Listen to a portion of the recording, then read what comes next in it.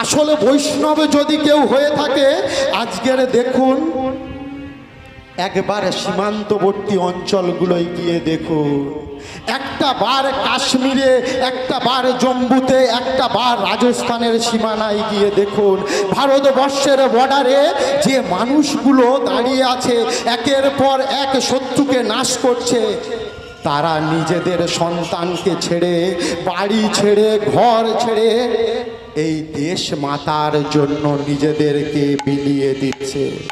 বলুন না, তারা বৈষ্ণব না?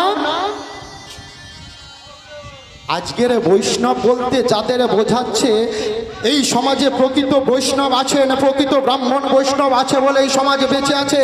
কিন্তু এই বৈষ্ণব বেশ ধরে বেশ কিছু ভণ্ড চিটিংবাজ সমাজটাকে এমনভাবে রসাতলে নিয়ে যাচ্ছে, এই ভেদাভেদ সৃষ্টি করে আমাদের মধ্যে বিভাজনের সৃষ্টি করে দিয়েছে।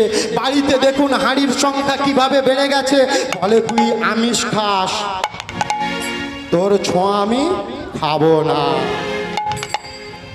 একটা ছোট্ট শিশুকে দীক্ষা দিয়েছে, দিয়ে বলছে ওরে তুই নিরামিষ সেবা নে, নিরামিষ খাওয়া শুরু কর, আমিষ খাসনি।